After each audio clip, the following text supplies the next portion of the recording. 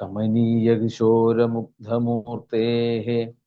കളവേണു കോണിതാദൃദാനനേന്തോः മമ വാജി വിജൃംഭതാം മുരാരേः മധുരിം നഃ കണികാപി കാപി കാപി മദശിഖണ്ഡി ശിഖണ്ഡ വിഭൂഷണം മദനമന്ധരമുഗ്ധമുഖാംബുജം വ്രജവധൂനയനാഞ്ചലവഞ്ചിതം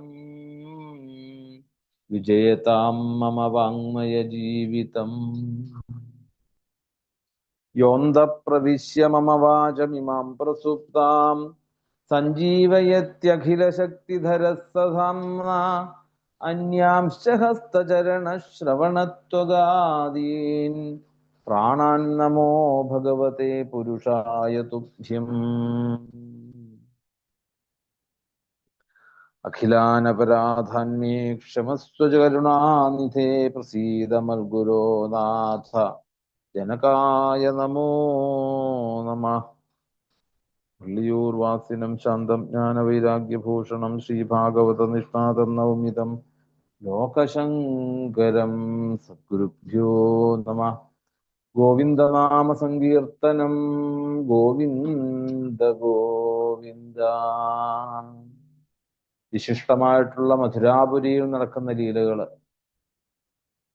അസ്ഥിപ്രാപ്തി തുടങ്ങിയതായിട്ടുള്ള ജരാസന്ധന്റെ മക്കളായിട്ടുള്ള കംസന്റെ പത്നിമാര് വൈധവ്യം സംഭവിച്ചതോടുകൂടി അച്ഛന്റെ അടുത്ത് നിന്ന് ദീനമായി കരയുന്നത് കണ്ട് ഒരു മക്കളുടെ ദുഃഖം കണ്ട അച്ഛനുണ്ടാകുന്ന വൈകാരികമായിട്ടുള്ള വിഷമത്തോടുകൂടി യദുവംശത്തെ മുഴുവൻ നശിപ്പിക്കുവാൻ വേണ്ടി രാമകൃഷ്ണന്മാരോട് യുദ്ധം ചെയ്യുവാൻ വേണ്ടി 23 അക്ഷൗഹിണി പടകളോടുകൂടി ജരാസന്ധൻ മഥുരയിലെത്തി ആ രാമകൃഷ്ണന്മാരുടെ ചെറിയ സൈന്യത്തിന് ചുറ്റുമായി കൊണ്ട് വളഞ്ഞു. അവിടെ ഇതെല്ലാം കണ്ടുകൊണ്ട് അവിടുത്തെ ആ എന്താണ് മധുരയിലെ സ്ത്രീകളെല്ലാവരും എന്തെന്നില്ലാത്ത പട്ടണക്കാർ മുഴുവൻ ഭയപ്പെട്ടു അവിടെ നിന്ന്. അങ്ങനെ ശ്രീകൃഷ്ണ ഭഗവാന്റെ നിർദ്ദേശത്താൽ ബലരാമസ്വാമിക്ക് നിർദ്ദേശം കൊടുത്തു. അവിടെ എന്താണ് നിർദ്ദേശം കൊടുത്തത്? ഏട്ടാ, വേഗം തന്നെ ഏട്ടന്റെ സ്ഥാനത്തിരുന്നുകൊണ്ട് ഏട്ടനാണ് ഈ യദുവംശത്തെ രക്ഷിക്കേണ്ടത്. ഇന്ന് ജനങ്ങൾ മുഴുവൻ എന്തെന്നില്ലാത്ത ഭീതിയിലാണ്. അപ്പൊ അവരെയൊക്കെ രക്ഷിക്കേണ്ടത് ആരുടെ ചുമതലയാണ്? ശരിക്ക് ഏട്ടന്റെ ചുമതലയാണ്. അവിടെ വേഗം തന്നെ ഭഗവാൻ അവിടുന്ന് സ്മരിച്ചു. ധ്യായതി. സ്മരിച്ചപ്പോ തന്നെ അവിടുന്ന് എന്തായി? ശംഖ്, ചക്രം, ഗദ, ശാങ്കം തുടങ്ങിയതായിട്ടുള്ള ശംഖചക്ര ഗദ ശാങ്ക എല്ലാ ആയുധങ്ങളും ഒക്കെ അവിടെ രഥത്തോടുകൂടി ദാരികനോട് കൂടിയിട്ടുള്ള ആ രഥവും അവിടെ എല്ലാ സൈന്യങ്ങളും സൈന്യവ്യൂഹങ്ങളും അവിടെ നിരന്നു നിന്നു. ആ അങ്ങനെയുള്ള സൈന്യത്തെ വളഞ്ഞുകൊണ്ട് മഥുര മുഴുവൻ വളഞ്ഞുകൊണ്ട് ആ ജരാസന്ധന്റെ 23 അക്ഷൗഹിണികള് ഭഗവാൻ തന്റെ ശാങ്കം എന്നുള്ള വില്ലെടുത്ത് ഞാൻ കെട്ടിക്കഴിഞ്ഞപ്പോഴേക്കും അതിന്റെ ശബ്ദം കൊണ്ട് തന്നെ ആ ജരാസന്ധന്റെ സൈന്യങ്ങൾ മുഴുവൻ ഭയപ്പാടായി അവർക്ക്. പിന്നീട് ഭഗവാന്റെ ആ ശാങ്കത്തിൽ നിന്നും വന്നതായിട്ടുള്ള ഒരിക്കലും ഒഴിഞ്ഞു കിടക്കാത്തതായിട്ടുള്ള അവനാഴിയിൽ നിന്നും അസ്ത്രങ്ങൾ തുരുതുര എങ്ങനെയാണോ വട്ടത്തിലായിക്കൊണ്ട് എല്ലാ ദിക്കുകളിലേക്കും നോക്കിക്കൊണ്ട് അസ്ത്രം അയച്ചു എന്ന് പറയുകയാണ് അവിടെ. അങ്ങനെ ആ സൈന്യപ്പടകളെ മുഴുവൻ അവിടുന്ന് നിഗ്രഹിച്ച് ഇതുപോലെ 17 തവണ ജരാസന്ധൻ അവിടെതായി ഈ 23 അക്ഷൗഹിണി സഹിതം അവിടെ സൈന്യങ്ങളോട് വന്ന് ഭഗവാനോട് ഏറ്റുമുട്ടി. അങ്ങനെ ധാരാളം ഭഗവാന്റെ ഉദ്ദേശം തന്നെ എന്താണ്? ഭൂഭാരം കുറയ്ക്കുക എന്നുള്ളതാണ്. അതിനു വേണ്ടിയിട്ട് ഓരോ അസുര കൂട്ടങ്ങളെയും ഓരോ പ്രാവശ്യവും ജരാസന്ധൻ കൊണ്ടിരുന്ന എല്ലാവരെയും അവിടുന്ന് നിഗ്രഹിച്ചോടെ എന്തായാലും അവസാനം എന്തായി? എല്ലാ ലജ്ജ കൊണ്ട് തന്റെ സൈന്യം മുഴുവൻ പ്രകാരം നശിച്ചതോടുകൂടി ആ യദുവംശത്തിലുള്ള യാദവന്മാരിൽ നിന്നും വിട്ടയക്കപ്പെട്ടതായിട്ടുള്ള ആ ജരാസന്ധൻ തന്റെ രാജ്യത്തിലേക്ക് തിരിച്ചുപോയി എന്നാണ് നമ്മൾ പറഞ്ഞു നിർത്തിയത്. പിന്നീടാണ് അവിടെ 44-ാമത്തെ ശ്ലോകം പറയുന്നു. അഷ്ടാദശതമ സംഗ്രാമ അഷ്ടാദശം അസംഗ്രാമാഗാമിനി തദന്തരാ നാരദ പ്രേഷിതോ വീരോ യവന പ്രത്യദൃശ്യത. അഷ്ടാദശമ സംഗ്രാമേ, 18ാമത്തെ യുദ്ധത്തിന് വേണ്ടിയിട്ട് തയ്യാറായി കഴിഞ്ഞപ്പോഴേക്കും, അല്ലെങ്കിൽ ആസന്നമായപ്പോഴേക്കും, അതിന് ഇടയ്ക്കായിക്കൊണ്ട് നാരദ മഹർഷി അല്ലെ അവിടെ ആ കംസന്റെ അടുത്ത്, അല്ലെങ്കിൽ പിന്നെ രാമകൃഷ്ണന്മാരുടെ അടുത്ത് നിന്ന് ഒരു ചെറിയ കാര്യം അവിടെ ഉണർത്തിച്ചു. എന്താണ് പറഞ്ഞത്? മഹാവീരനായിട്ടുള്ള ഒരു യവനൻ അവിടെ പ്രത്യക്ഷപ്പെട്ടു, കാലയവനൻ. അങ്ങനെയുള്ള ആ കാലയവനില് ഈ ഭൂമിയില് തനിക്ക് എതിരാളിയായിട്ട് ആരും ഇല്ല എന്ന് കരുതിക്കൊണ്ട് വീരവാദം മുഴക്കി നടന്നതായിട്ടുള്ള ആ യവനനോട് നാരദ മഹർഷി ഇതാ പറഞ്ഞു, തനിക്ക് നേരിടുവാൻ വേണ്ടിയിട്ട് പറ്റിയവരായിക്കൊണ്ട് ഇന്ന് നിൽക്കുന്നത് യാദവരാണ്, യദുവംശജരാണ്. അതുകൊണ്ട് അവരോട് യുദ്ധം ചെയ്യാൻ തനിക്ക് തയ്യാറാണെങ്കിൽ ചെയ്തോളൂ എന്ന് പറഞ്ഞപ്പോഴേക്കും എന്തായി? ഈ യവനൻ അവിടുന്ന് ഇത് മനസ്സിലാക്കിക്കൊണ്ട് ആ യാദവർക്ക് നേരെ യുദ്ധം ചെയ്യുവാൻ വേണ്ടിയിട്ട് 1 കോടി മ്ലേച്ഛ സൈന്യങ്ങളോടുമായിട്ട് ആ മധുരയെ വളഞ്ഞു എന്ന് പറയാണ്. ഇപ്പം അന്തകന് തുല്യം ആ ഭീകരനായ ആ കാലയവനാണ് ഈ പറഞ്ഞതായിട്ടുള്ള ഇവിടുത്തെ ഈ മധുരയിലെ രംഗപ്രവേശത്തിന് കാരണമായിട്ടുള്ളത്. അങ്ങനെയുള്ള ആ യവനനെ അവിടെ പറയുന്നു, തം ദൃഷ്ട്വാ ചിന്തയ കൃഷ്ണ സംഘർഷണ സഹായവാൻ അഹോ യദൂനാം പ്രജിനം പ്രാപ്തം ഹിഭയതോ മഹൽ. ആ കാലയവനെയും ഈ സൈന്യത്തിനെയും കണ്ടു കഴിഞ്ഞപ്പോഴത്തേക്കും ഭഗവാൻ പറഞ്ഞു, എന്താണ് ഇവിടെ പലതരത്തിലുള്ള ദുഷ്ടന്മാര് ഉണ്ടെങ്കിൽ അവരെയൊക്കെ കൊല്ലുവാൻ വേണ്ടിയിട്ട് നമ്മുടെ അടുത്തേക്ക് വന്നെത്തിയിരിക്കുന്നതാണ്. അപ്പം നമ്മളാണ് ഈ യദുവംശത്തെ വേണ്ട പോലെ രക്ഷിക്കേണ്ടതും സഹായിക്കേണ്ടതും ഒക്കെ. അപ്പൊ എന്ത് സഹായവും ചെയ്യുന്നതായിട്ട് ആ ബലരാമന്റെ അടുത്ത് ചെന്ന് ചർച്ച ചെയ്തു. യാദവർക്ക് രണ്ടിടത്തു നിന്നും ഇപ്പൊ വലുതായിട്ടുള്ള ഒരു വലിയൊരു നാശഭീഷണിയാണ് ഇപ്പം വന്നിരിക്കുന്നത്. ഒന്ന് ജരാസന്ധന്റെ, മഗധയിലെ ജരാസന്ധന്റെ അക്ഷൗഹിണികളായിട്ടുള്ള സൈന്യപ്പട. അതുകൂടാതെ ഇപ്പൊ കാലയവനൻ 1 കോടി മ്ലേച്ഛ സൈന്യത്തോടു കൂടി വന്ന് ഇപ്പൊ മധുര വളഞ്ഞിരിക്കുന്നു. അതുകൊണ്ട് ഇന്നോ നാളെയോ മറ്റന്നാളോ ഒക്കെ ആയിട്ട് ഈ വൻ സൈന്യവുമായിട്ട് ഇനിയും 18ാമത് യുദ്ധത്തിനായിട്ട് ജരാസന്ധൻ ആക്രമിക്കാൻ വരും. നമ്മൾ രണ്ടുപേരും ആ യുദ്ധങ്ങളിൽ നിന്നും ഒക്കെ എല്ലാവരെയും രക്ഷിക്കണം. അതാണ് നമ്മളുടെ ദൗത്യം. അതുകൊണ്ട് ഈ യവനുമായിട്ട് യുദ്ധം ചെയ്ത് തഞ്ചം നോക്കിക്കൊണ്ട് ആ ജരാസന്ധൻ നമ്മുടെ ബന്ധുക്കളെയൊക്കെ ചിലപ്പം എന്താണ് വന്ന് അവരെയൊക്കെ വധിച്ചേക്കാം. അതുകൊണ്ട് അല്ലെങ്കിൽ മഗധ രാജ്യത്തിലേക്ക് ഇവരെ പിടിച്ചു കൊണ്ടുപോയി അവിടെ കാരാഗ്രഹത്തിൽ അടച്ചിടും അവിടെ. അതുകൊണ്ട് ഇന്ന് തന്നെ നമ്മൾ ആ മനുഷ്യർക്കൊക്കെ കടന്നെത്താൻ സാധിക്കാത്തതായിട്ടുള്ള ഒരു കോട്ട തന്നെ നിർമ്മിക്കണം, അവിടെ ഒരു ദുർഗം തന്നെ നിർമ്മിക്കണം. അതിനു വേണ്ടിയിട്ടുള്ള ആ ദ്വാരക നിർമ്മാണത്തിന് വേണ്ടി തയ്യാറായി. അങ്ങനെ നമ്മളുടെ ആ ബന്ധുക്കളെയും സ്വജനങ്ങളെയും ഒക്കെ സുരക്ഷിതമായിട്ട് അവിടെ പാർപ്പിക്കാൻ ചെയ്യണം. അങ്ങനെ നമുക്ക് അവരെ സുരക്ഷിതമായിട്ട് ഒരു സ്ഥലത്ത് ഇരുത്തിയതിന് ശേഷം നമുക്ക് ഈ കാലയവനെയും ജരാസന്ധനുമായിട്ടൊക്കെ യുദ്ധം ചെയ്യാം എന്ന് ബലരാമസ്വാമിയായിട്ടൊക്കെ ആലോചിച്ച് നേരെ എന്ത് ചെയ്തു?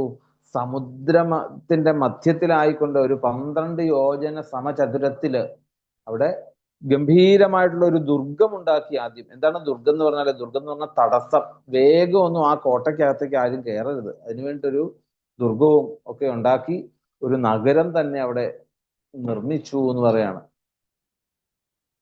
യോജന എന്ന് പറഞ്ഞാൽ എന്താണ്? 12 യോജന എന്ന് പറഞ്ഞാല് ഒരളവാണ് ശരിക്കും യോജന.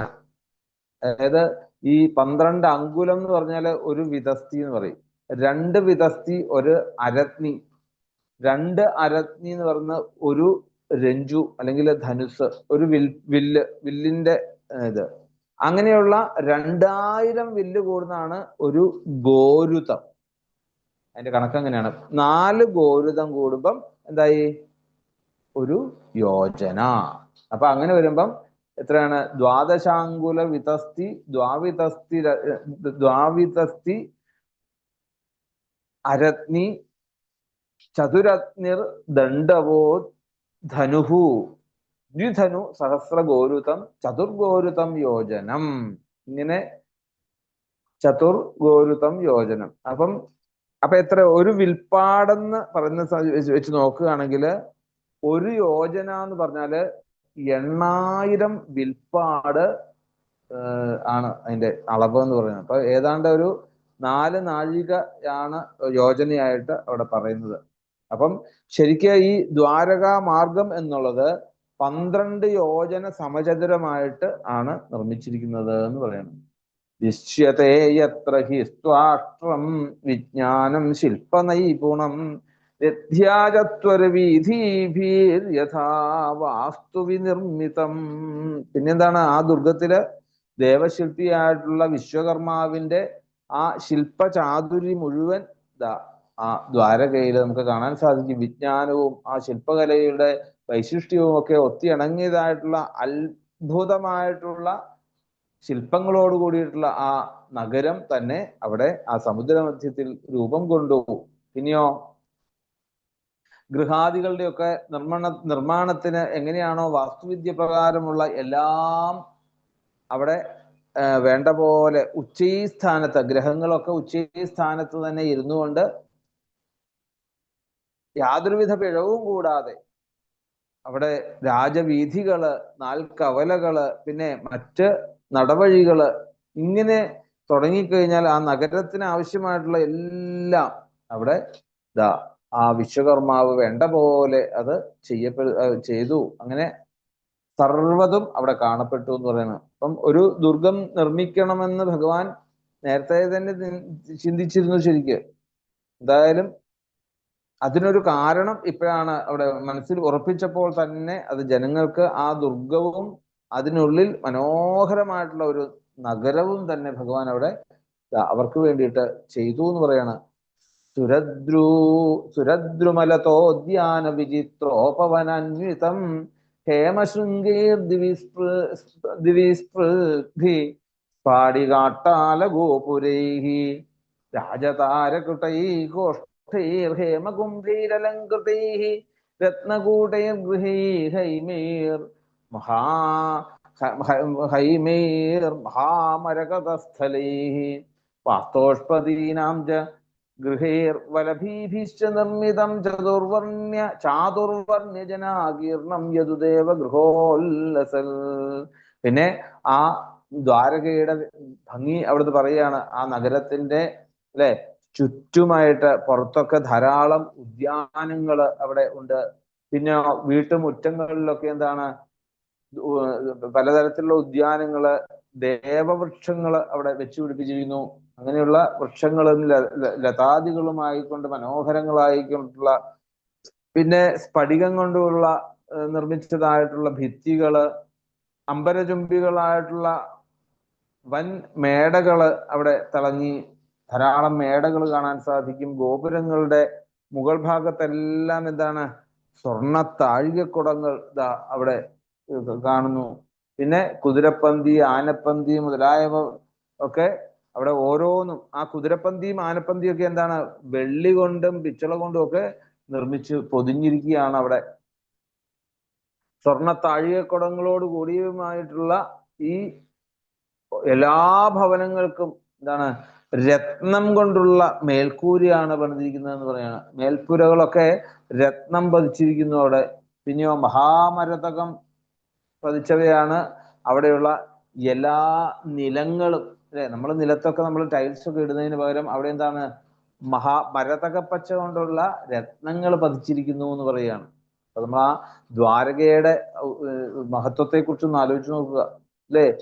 പിന്നെയോ പിന്നെ അവിടെ വാസ്തുദേവർക്കുള്ള പലതരത്തിലുള്ള ദേവാലയങ്ങള്. നമ്മുടെ ഈ വാസ്തു എന്ന് പറഞ്ഞു കഴിഞ്ഞാല് ധാരാളം ദേവന്മാര് ഒരു സമചതുരം എടുത്തു കഴിഞ്ഞാൽ അവിടെ ഒരു 66 ദേവന്മാരുണ്ടെന്നാ പറയാ. ഈശാനൻ, പർജന്യൻ, ജയന്തൻ, ഇന്ദ്രൻ, എന്താണ് സത്യം,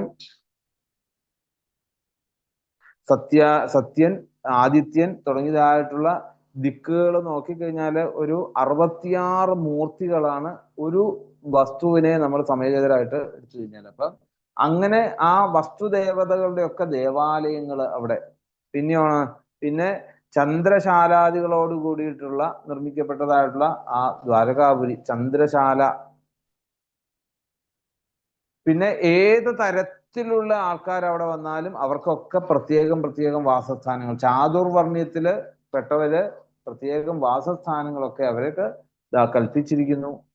ഇങ്ങനെ ആ യാദവ ശ്രേഷ്ഠന്മാരായിട്ടുള്ള ഉഗ്രസേനാദികൾക്ക് അർഹിക്കുന്ന വിധം അവിടെ ധീരമായിട്ടുള്ള കൊട്ടാരങ്ങളാണ് അവിടെ ഭഗവാൻ കൊടുത്തത്. അതായത് ഈ ഉദ്യാനം, ഉപവനം, ഇങ്ങനെയുള്ള ആ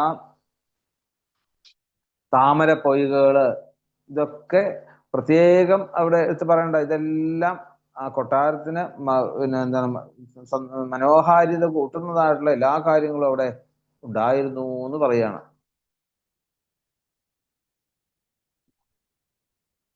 പിന്നെ പറഞ്ഞതാണ് സുധർമാം പാരിജാതം ജമഹേന്ദ്ര പ്രാഹിണോദ്ധരേ എത്ര ജാവസ്ഥിതോ മർത്യോ മർത്യധർമ്മീർ നയുജ്യതേ. യാതൊരു വിധത്ത് സ്ഥിതി ചെയ്യുന്നതായിട്ടുള്ള മനുഷ്യന് പോലും എന്താണ് ദാഹം, വിശപ്പ് മുതലായ ശരീരധർമ്മങ്ങളൊന്നും അവിടെ ബാധിക്കുന്നില്ലയോ. അപ്രകാരമുള്ള ഒരു സുധർമ്മ അല്ലെങ്കിൽ സർവ അഭീഷ്ടങ്ങളെയും പ്രദാനം ചെയ്യുന്ന ഒരു സഭയാണ് സുധർമ്മ എന്ന് പറയുന്നത്. ആ സുധർമ്മയും പിന്നെ പാരിജാതത്തെയും ഒക്കെ ദേവേന്ദ്രൻ ഭഗവാന് ശ്രീകൃഷ്ണനെ തിരുമുൽ കാഴ്ചയായിട്ട് അവിടെ സമർപ്പിച്ചു. അപ്പം അല്ലെ, ഒരിക്കലും പാരിജാതം അല്ലെങ്കിൽ സ്വർഗത്തിലുള്ള പാരിജാതവും അതുപോലെ തന്നെ ദേവേന്ദ്രന്റെ ഏറ്റവും ഗംഭീരമായിട്ടുള്ള ആ സഭ, ഇത് രണ്ടും കൂടി എന്തായി ഭഗവാൻ ആ ദ്വാരകയിലേക്ക് ശ്രീകൃഷ്ണനായിട്ടത് അങ്ങ് സമർപ്പിച്ചു എന്ന് പറയുകയാണ്. നമുക്ക് ഇന്ദ്രന്റെ ആ സഭയായിട്ടുള്ള സുധർമ്മയുടെ വിവരണമൊക്കെ നമുക്ക് മഹാഭാരതത്തിലൊക്കെ സഭാപർവത്തിൽ കാണാൻ സാധിക്കും. ആ ഭഗവാന്റെ സ്വർഗാരോഹണത്തെ തുടർന്ന് ഈ സുധർമ്മയും അതുപോലെ പാരിജാതവും ഒക്കെ നേരെ അത് അല്ലെ ഭഗവാന്റെ ആ പരംധാമ ഗമനത്തിന് സമയത്ത് പലതും എന്താണ് അതാത് സ്ഥാനത്തേക്ക് അല്ലെ അവിടുന്ന് അപ്രത്യക്ഷമായി എന്ന് പറയുന്നത്. അപ്പൊ അതുപോലെ അന്ന് ഈ സുധർമ്മയും അതുപോലെ തന്നെ ഈ പാരിജാതവും സ്വർഗത്തിലേക്ക് തന്നെ, അമരാവതിയിലേക്ക് തന്നെ മടങ്ങിപ്പോയി എന്ന് നമുക്ക് കാണാൻ സാധിക്കും. ഇവിടെ സഭാസുധർമ്മ കൃഷ്ണേന മർത്യലോകേ സമാഹൃത സ്വർഗം ജഗാമഭോ വിപ്ര പാരിജാതശ്ച പാദപ. പിന്നീട് അവിടെ ശ്യാമൈക കർണാൻ വരുണോ ഹയാൻ ശുക്ലാൻ മനോജവാൻ അഷ്ടോ നിധിപതി കോശാൻ ലോകപാലോ നിജോദയാൻ. പിന്നെ തീരുമാനിച്ചു, ഹൗസ് വാമിംഗ് ഒക്കെ തീരുമാനിച്ചു. ഹൗസ് വാമിംഗ് തീരുമാനിച്ചപ്പോഴത്തേക്കും ഓരോരുത്തരും ഓരോരോ രീതിയിലുള്ള സമ്മാനങ്ങളൊക്കെ അവിടെ കൊണ്ടു കൊടുത്തു എന്ന് പറയാണ്. എന്താണ് വരുണൻ കൊണ്ടു കൊടുത്തത്? കറുത്ത അല്ലെ ഒറ്റച്ചെവികളുള്ളവയും അതുപോലെ മനോവേഗതയുള്ളതുമായിട്ടുള്ള വെളുത്ത നിറത്തിലുള്ളതുമായിട്ടുള്ള കുതിരകളെ വരുണൻ ആ ദ്വാരകയ്ക്ക് കാഴ്ചവെച്ചു എന്ന് പറയാണ്. ഇങ്ങനെ ലോകപാലന്മാരിൽ ഒരാളായിട്ടുള്ള വൈശ്രവണൻ എന്താണ് കൊടുത്തത്? സമ്പത്തിന്റെ ഏറ്റവും അല്ലെ കൊടുമുടിയിലിരിക്കുന്ന ആളാണ് വൈശ്രവണൻ 8 തരത്തിലുള്ള നിധികള് കൃഷ്ണന് കാഴ്ചവെച്ചു എന്ന് പറയുന്നത്. എന്താ 8 തരത്തിലുള്ള നിധികൾ കാഴ്ചവെച്ചു എന്ന് പറഞ്ഞാല് ഈ 10 ലോകന്മാരില് 10 ദിക്കുകളിൽ നിന്നും അല്ലെങ്കിൽ 8 ദിക്കുകളിലും സൂക്ഷിക്കുവാൻ വേണ്ടിയിട്ട് നിധികള് ഭഗവാനായിട്ട് കാഴ്ചവെച്ചു. ഓരോ ലോകപാലന്മാരും അവരവരുടെ വിഭൂതികള് ഇപ്രകാരം ഭഗവാന് സമർപ്പിച്ചു എന്ന് പറയാണ്. എന്തായാലും ഈ വിഭൂതികളൊക്കെ ആരുടെയാണ്?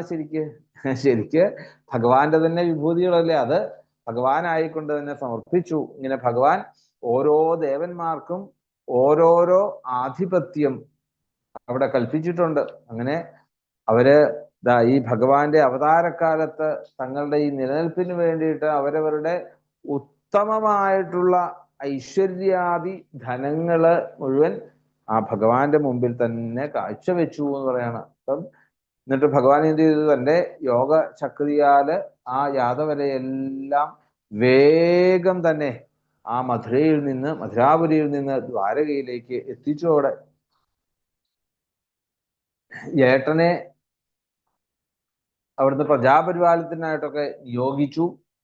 പിന്നീട് അദ്ദേഹവുമായിട്ട് കാര്യങ്ങളൊക്കെ ചർച്ച ചെയ്ത് താനും ആ ജ്യേഷ്ഠനും ദ്വാരകയില് താമസം ഉറപ്പിച്ചു. അങ്ങനെ നിരായുധനായിക്കൊണ്ട് താമരമാലയും അണിഞ്ഞുകൊണ്ട് ഭഗവാൻ ഒരിക്കൽ പുറത്തിറങ്ങി എന്ന് പറഞ്ഞുകൊണ്ടാണ് ആ അധ്യായം പൂർത്തിയാക്കുന്നത്. ഇനി അതിന്റെ ബാക്കിയുണ്ട്. അതായത് ഭഗവാൻ താമരയൊക്കെ പിടിച്ചുകൊണ്ട് ഇങ്ങനെ ആ പൂമുഖത്തിന്റെ ചുറ്റിൽ പുറത്തേക്ക് എങ്ങനെ എല്ലാവരെയും സംരക്ഷണത്തോടുകൂടി ഇപ്പൊ ദ്വാരകയിലേക്ക് താമസിപ്പിച്ചു. അങ്ങനെ വിശ്വകർമാവ് നിർമ്മിച്ചു തന്നതായിട്ടുള്ള ആ പുതിയ പെരയിലെ സന്തോഷത്തോടുകൂടി ആ പൂമുഖത്തില് അല്ലെ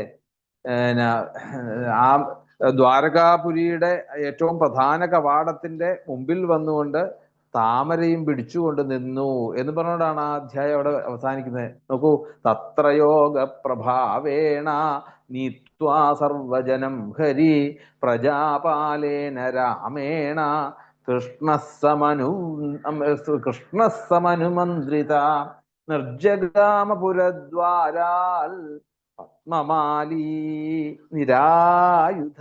എന്താ അങ്ങനെ പറയാൻ കാരണം? നിരായുധ പത്മമാലി. ഭഗവാൻ ആ തൻ്റെ എല്ലാ ശത്രുതാ മനോഭാവവും ഒക്കെ മാറ്റിക്കൊണ്ട് എല്ലാവരെയും സാന്ത്വനപ്പെടുത്തിക്കൊണ്ട് സന്തോഷത്തോടുകൂടി ആ താമരയും പിടിച്ചുകൊണ്ട്, അല്ലെങ്കിൽ സന്തോഷത്തിന്റെ, സമാധാനത്തിന്റെ, ശാന്തതയുടെ, മനസ്സിന്റെ ഒക്കെ പ്രതീകമായിട്ടുള്ള ആ താമരഹസ്തനായിക്കൊണ്ട് ഭഗവാൻ എല്ലാവരെയും അനുഗ്രഹിച്ചുകൊണ്ട് നിന്നു എന്ന് പറയുകയാണ് അവിടെ. ഇനി നമുക്ക് ആ കാലയവനൻ ഈ രംഗം കണ്ടുകൊണ്ടാണ് കാലയവനൻ അവിടുന്ന് വരുന്നതും കാലയവനെ നിഗ്രഹിക്കുന്നതും ജൂന്തന് മോക്ഷം കൊടുക്കുന്ന കഥകളൊക്കെയാണ്. അതൊക്കെ നമുക്ക് അടുത്ത ദിവസം അനുസ്മരിക്കാം. അപ്പം ഈ ഒരു അധ്യായത്തോടു കൂടി എന്താണ് പിന്നീട് അവിടെ ആ 8 നിധികളെ കുറിച്ച് പറഞ്ഞതൊന്ന് നമുക്ക് നോക്കാം. ശ്രീധരീയത്തിൽ പറയുന്നുണ്ട്, പത്മശ്ചൈവ മഹാപത്മോ മത്സ്യകൂർമോ തഥൗദക നീലോ മുകുന്ദശംഖശ്ച നിധിയോഷ്ടൗ പ്രകീർത്തിതാഹ. പത്മം ചൈവ മഹാപത്മം മകരം കച്ഛപം തഥാ കുമുദം ച തഥാനന്ദം പത്മശംഖേ ച പത്മിനീം. അപ്പം ഓരോ ലോകപാലന്മാരായിട്ടുള്ള ഇന്ദ്രൻ, അഗ്നി, യമൻ, വരുണൻ തുടങ്ങിയതായിട്ടുള്ള അവരുടെ ഒക്കെ ആയിട്ടുള്ള സൂക്ഷിച്ചു വെച്ചതായിട്ടുള്ള നിധികളൊക്കെ ഭഗവാന്റെ അവിടെ അടുത്തേക്ക് കൊണ്ടുവന്നു എന്ന് പറയുകയാണ്. 8 തരത്തിലുള്ള നിധികള്. കുബേരന്റെ നിധികളിൽ ഏറ്റവും വിശിഷ്ടമാണ് എന്താണ്? മഹാപത്മം. നിധിരേഷ മഹാപത്മ സമാനീതോ ധനീശ്വരാൽ എന്ന് മാർക്കണ്ഡേയ പുരാണത്തിൽ കാണാം. കുബേരന്റെ ഏറ്റവും വിശിഷ്ടമായിട്ടാണ് മഹാപത്മം എന്നുള്ള ആ നിധി. അപ്പം ഇവിടെ കുബേരൻ എവിടെയാണ് ശരിക്ക്? ഓരോ ദിക്കുകൾ പറയുകയാണെങ്കിൽ സൗമ്യൻ, സൗമ്യൻ എന്ന് പറഞ്ഞാല് ഉത്തര ദിക്ക്, വടക്ക് ദിക്കിലെ അധിപതിയാണ് കുബേരൻ. അവിടെ സോമൻ എന്നും ഒരു പക്ഷാന്തരമായിട്ട് പറയാറുണ്ട്. രണ്ടുപേരും ഉണ്ട് അവിടെ, സോമനും വൈശ്രവണനും. സോമനെ ഒരു ദിക്കന്റെ അധിപനായിട്ടും വൈശ്രവണനെയും അതിന്റെ കൂടെ തന്നെ അധിപനായിട്ടും ഒക്കെ പറയുന്നുണ്ട്. എന്തായാലും ഭഗവാൻ അങ്ങനെയുള്ള ആ മധുരാപുരിയെ, അല്ലെങ്കിൽ മധുരാപുരിയിലെ ജനങ്ങളെ താമസിപ്പിക്കുവാൻ വേണ്ടിയിട്ട് സമുദ്രത്തിൽ തീർത്തതായിട്ടുള്ള ഈ ദ്വാരകാ പ്രവേശം, ദ്വാരകാപുരിയുടെ നിർമ്മാണം. പണ്ടൊക്കെ ഇങ്ങനെ ആചാര്യന്മാരൊക്കെ പറയാറുണ്ടായിരുന്നു, ഈ ഗൃഹത്തിന്റെ ഇതൊന്നും മുമ്പോട്ട് പോകുന്നില്ലെങ്കിൽ, കെട്ടിടം പണിയൊന്നും മുമ്പോട്ട് പോകുന്നില്ലെങ്കിൽ ഈ അധ്യായം വായിച്ചാൽ വേഗം ആ കെട്ടിടപ്പണി നടക്കുന്ന പറയുക എന്നിങ്ങനെ മള്ളിയൂർ അദ്ദേഹമൊക്കെ പണ്ടിങ്ങനെ പറയാറുണ്ട്. ഈ 50-ാമത്തെ അധ്യായം വായിച്ചാൽ മതി, വേഗം കെട്ടിടം പണിയൊക്കെ നടന്നു പോകുന്നു. അപ്പം വേറൊന്നുമല്ല, അതിൽ നിന്നും നമ്മളുടെ എന്താണ് അതിൽ നിന്ന് മനസ്സിലാക്കേണ്ടത്? എന്താണ്? അവസാനത്തെ ഭഗവാന്റെ ഒരു നിൽപ്പുണ്ട്, പത്മഹസ്തനായിക്കൊണ്ട് സമാധാനത്തോടു കൂടി ഒരു നിൽപ്പുണ്ട്. അങ്ങനെയുള്ള ഭഗവാനെ ഒക്കെ നമുക്കും ധ്യാനിച്ചു കഴിഞ്ഞാൽ സമാധാനത്തോടു കൂടി തന്നെ ഒരു നല്ല, പിന്നെ ഇവിടെ പറയുന്ന നിധികളൊക്കെ പറയുന്ന ദിക്കുകള്, ഇതൊക്കെ പറയുന്നുണ്ടല്ലോ, ഇതൊക്കെ ശരിക്കും എന്താണ്? ആ കുടുംബത്തിന്റെ അന്തരീക്ഷമാണ് ശരിക്കും. അപ്പം നമ്മളുടെയും ഒരു കുടുംബമായി കഴിഞ്ഞാൽ ആ കുടുംബത്തിന്റെ എല്ലാ ദിക്കുകളിലും എന്താണ്? ആരുണ്ടെന്ന് മനസ്സിലാക്കണം. ഇന്ദ്രൻ, അഗ്നി, യമൻ, വരുണൻ, വായു, സോമൻ, ഇവരൊക്കെ ദേവതകളും ആ ദേവതകളുടെ ആലയങ്ങളും ഒക്കെ ഉണ്ട് എന്ന് നമ്മൾ സങ്കല്പിക്കണം. അതിനു വേണ്ടിയിട്ടൊക്കെയാണ് നമുക്ക് ഇതിലൂടെ ഭാഗവതത്തിലൂടെ നമുക്ക് കാണിച്ചു തരുന്നത്. ആ വാക്കുകളെയൊക്കെ നമുക്ക് ഭഗവാന്റെ പാദങ്ങളിൽ സമർപ്പിക്കാം. ഗോവിന്ദനാമ സങ്കീർത്തനം. ഗോവിന്ദ ഗോവിന്ദ.